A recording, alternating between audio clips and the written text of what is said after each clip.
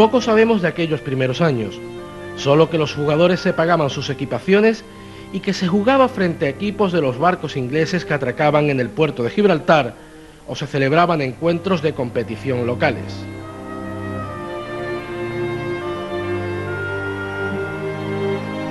La década de los años 20 destaca por la creación de los estatutos de la sociedad. La investigación nos ha llevado hasta un periódico del 19 de enero de 1928. En él, el Algeciras juega contra la Sociedad Deportiva Constructora Naval de San Fernando. Como curiosidades, destacar la hora de los encuentros. El primero comenzaba a las 2:15 y el segundo a las 3:45. El Algeciras viene reflejado como Algeciras Fútbol Club. No sabemos si por error tipográfico u otra razón que se nos escapa. Una de las primeras fotos del Algeciras lo presenta con una elegante chaqueta de salida al campo. Este es el campo del Calvario, que era de madera, porque este equipo vestía así, de luego, vestía bien. Nos tenía envidia casi todo el campo de Gibraltar y fuera del campo de Gibraltar.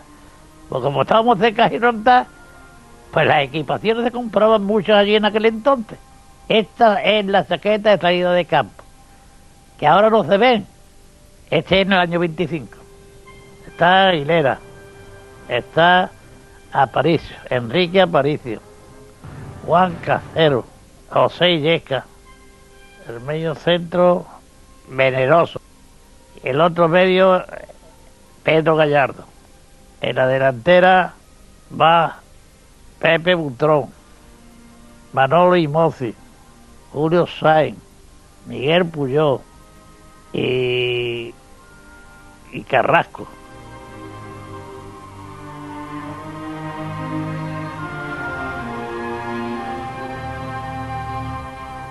Al comenzar esta década de los 30, eran unos años muy duros para España y sus ciudadanos.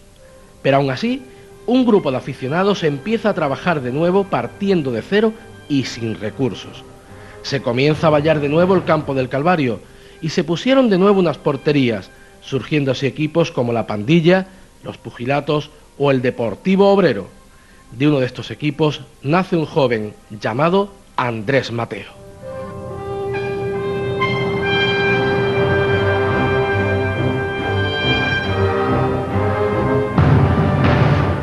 En los años 40, el equipo de la Bahía milita en categorías regionales y tercera división. El equipo en esta época estaba formado casi exclusivamente por militares. No solo lo eran sus jugadores, sino hasta la directiva. El 19 de noviembre de 1944, el fútbol era una prioridad para Algeciras. Ese día se ha recordado en la historia del club.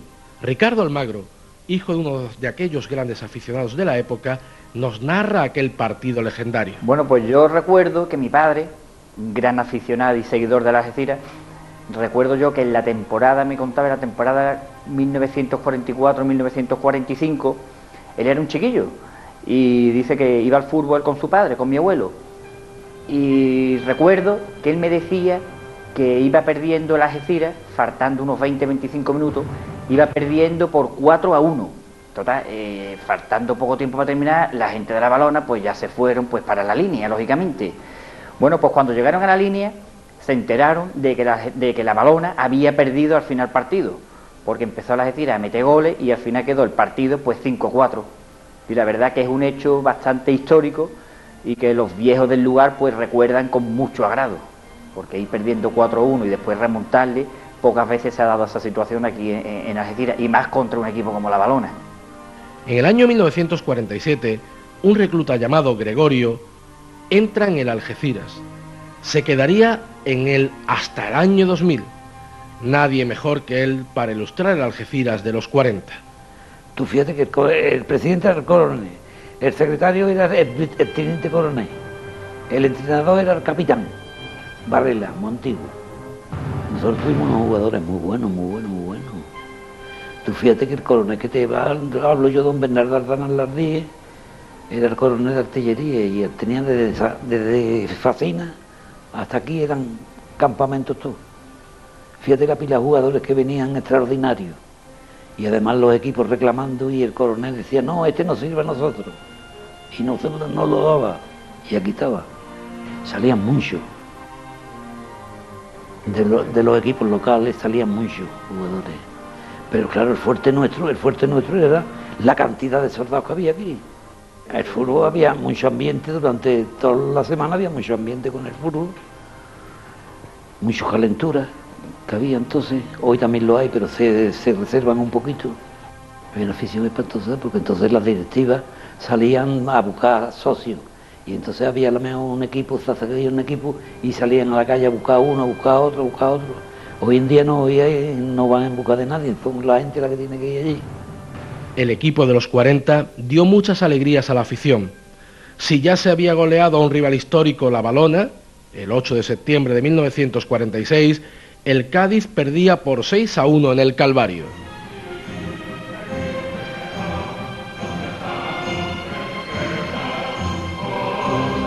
La década de los 50 está marcada por la inauguración del nuevo estadio para la ciudad en el año 1954 con el nombre de El Mirador. Enfrente, el Atlético de Bilbao de los Zarra, Panizo, Venancio o Carmelo contra una selección andaluza. Este partido fue un día de fiesta para la ciudad, registrándose el primer lleno de su historia. En la temporada 1954-55 se juega por primera vez la fase de ascenso a Segunda División, pero no se logra, aunque no hubo que esperar mucho más para militar en la categoría de plata. En la temporada 1956-57, el Algeciras se fusiona con el España de Tánger, que militaba en Segunda División, pasándose a llamar España de Algeciras. Un chaval llamado Loren debutó en el primer partido de ese equipo. Bueno, yo no sé, porque yo a mi edad, el que mejor he visto de jugar, dos jugadores. De mi edad, cuando yo estaba con el Algeciras, que eran Andrés Mateo y Loli. Son jugadores fantásticos.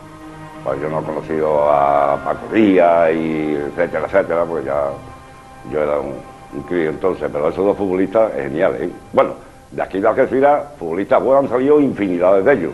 Infinidades. Si empieza a mentar, estaríamos todos los días aquí inventando jugadores maravillosos ahí. Las tienes ahí.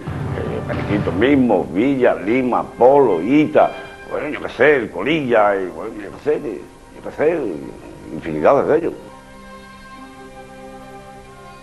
Se vuelve a descender y llegando a la temporada 1959-1960, en la que nos jugamos el ascenso contra un Cádiz que se jugaba a la permanencia, el partido, polémicas aparte, lo pierde el Algeciras. Recuerdo un Algeciras-Cádiz, que el Cádiz en muy mala situación. El Algeciras arriba, el Cádiz en la cola, que ganó el Cádiz 0-2, y desde entonces hay, ya hubo muchos ahora han fallecido, pero todavía hay quien desde aquel partido no volvió a ir a ver al Algeciras, porque consideró que había sido un fraude.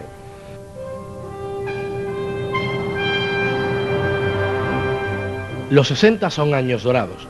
En la temporada 61-62 se juega la liguilla de ascenso a Segunda, pero no sería hasta la temporada 62-63 en la que se consigue el primer ascenso del Algeciras a la Segunda División.